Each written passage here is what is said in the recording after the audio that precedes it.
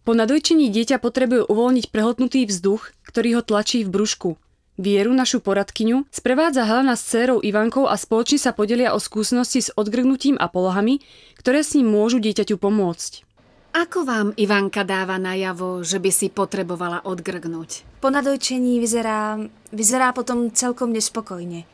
Dosť sa krúti a keď ju položím, tak máva ručičkami a kope. Tiež v ľahu trošku mrnčí. Aha, chápem. Skrátka mi dáva najavo, že jej nie je dobre. Že ju v brúšku tlačím, že sa necíti spokojne. Áno, proste to na nej vidím. U každého dieťatka je to inak.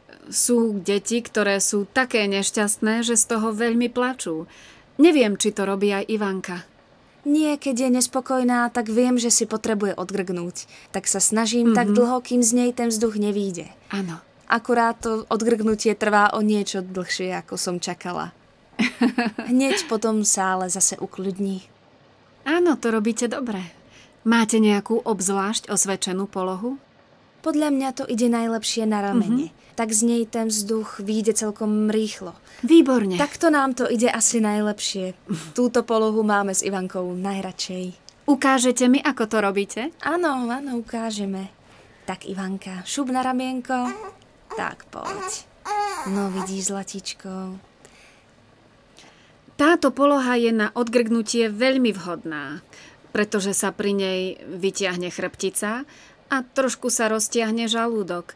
A vďaka tomu sa ten nahromadený vzduch dostane na povrch. Je to naozaj veľmi, veľmi vhodná poloha.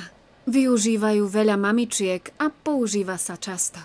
Je to také ľahké a človek priamo cíti, ako dieťaťu pomáha. Áno. A navyše ju mám pritúlenú. No tak zlatíčko. No vidíš. To bola dobrá reakcia. Teraz jej určite lepšie. Tiež sa mi zdá. A dávate si na rameno vždy plienku, keď odgrgávate v tejto polohe?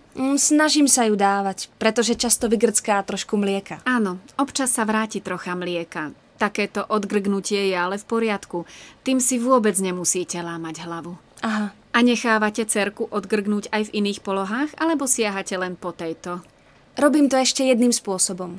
Posadím si ju na kolená. Áno. Môžem? Určite. Dobre. Podržím ju opatrne takto pod bradou. Výborne. Takto. To je ďalšia veľmi vhodná poloha, pretože ju takto mierne predkloníte a tým, že sa jej stlačí žalúdok, sa tiež uvoľní ten nahromadený vzduch a ten sa von dostane oveľa rýchlejšie. Presne tak. Máme ešte jednu polohu, ktorou môžeme deťom pomôcť odgrgnúť. Rada by som vám ju predviedla. Určite. Môžem? Môžem si požičať vašu plienku? Páči sa. Ja si ju rozložím takto na kolená. A požičiate mi na chvíľu Ivanku? Áno. Poď sem, zlatičko. Chcela by som vám predviesť toto. Položím si ju brúškom na kolená a teraz jej takto masírujem chrbátik. Zase, aby sa jej roztiahol žalúdok a vzduch sa mohol uvoľniť. Len ju jemne hladím po chrbte. A keď sa dieťatko veľmi trápi, tak aj táto poloha mu môže pomôcť. Tiež ju vyskúšam. Ďalšie informácie o dojčení a výhodách, ktoré prinášajú mamičke aj dieťatku, nájdete na stránkach NutriKlubu.